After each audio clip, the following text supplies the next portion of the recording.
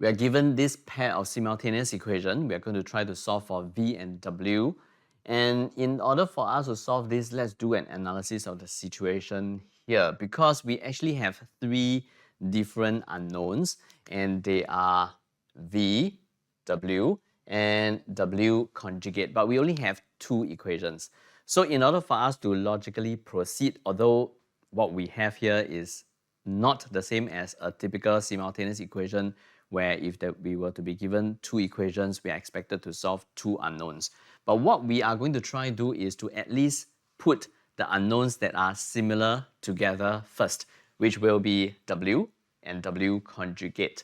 And I think to plan for that to happen, we are going to try to replace this V here with W. So taking this equation, making V the subject, we have a 5 minus 2W.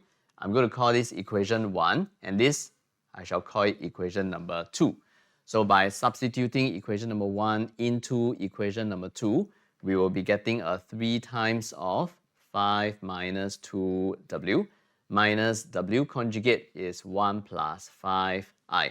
So it is going to be 15 minus 6W minus W conjugate is equal to 1 plus 5I.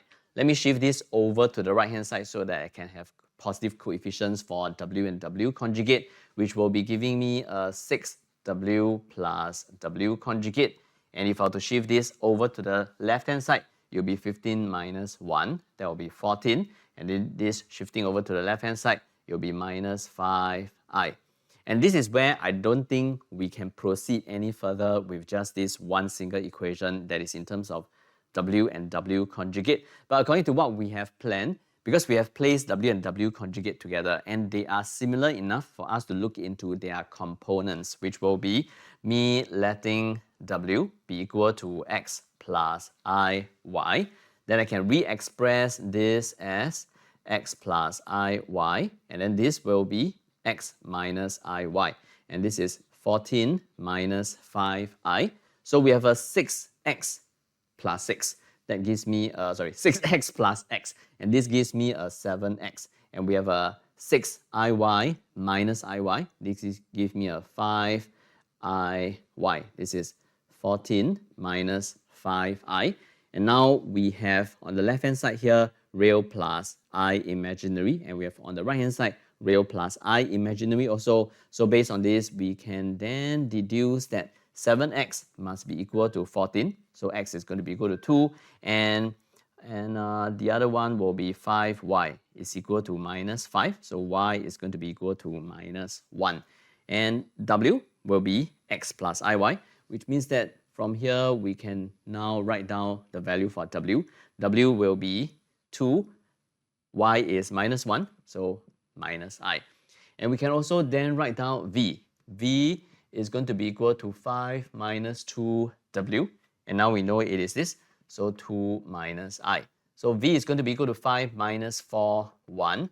Minus 2 minus 1 is going to be plus 2i. Okay, this is for part 1 of the question. We have part 2. For part 2 of this question, we are supposed to sketch on an Argand diagram points O, V, and W. O will represent the origin. So, yep, O is O. So, for point O, we are expecting its coordinates to be just 0, 0. For point V, it is representing this on an Argand diagram. So, rewriting this as a coordinates for B, we will be drawing out point V as the point with coordinates as 1, 2. And then for W, which will be representing this, so W will be 2 minus 1. So let's try to sketch these 3 points first. This is definitely at the origin. This will be in the first quadrant. This will be 2 minus 1. So it will be in the fourth quadrant. So let me try to do a quick sketch of this. We have the y-axis. We have here x-axis.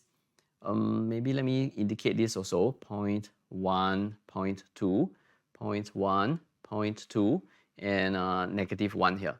Okay, so O will be definitely here. So it is this point, O. As for V, V is 1, 2. So it's a point that is somewhere here. Let me indicate it. So point V, 1, 2. And as for W is 1, 2, minus 1. So it's going to be somewhere here. So this is point W, 2, minus 1. Okay, these are the 3 points, and we are supposed to also state the transformation that will map W to V. And we know what are the kinds of transformations that we have learned in our syllabus. So I'm going to start from there. The first thing that I'm going to try check is this distance here, OV, versus this distance here. Okay, if I were to look at these two distances, it is basically looking at this triangle and then this triangle. They are congruent, right? Because we have 2, 1, 90 degrees. We have 2, 1, 90 degrees. So they are congruent, which means that they will share the same hypotenuse. So it will be this and this length here. OV, OW, they are equal length. And the next thing that I'm going to check is the angle that is in between them. My suspicion is that because of what we have learned in our syllabus, it is a 90 degrees. But I do want to verify this. So if I can just drop a vertical line down maybe here and then another vertical line up from here, we can see that this angle, because they are congruent triangle, so this angle will be the same as this angle.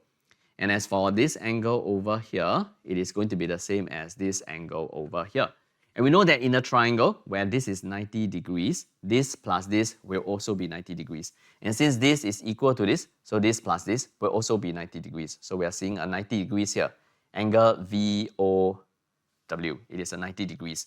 So in order for us to get from W to V, we are going to be rotating W with respect to O by 90 degrees in the anti-clockwise direction.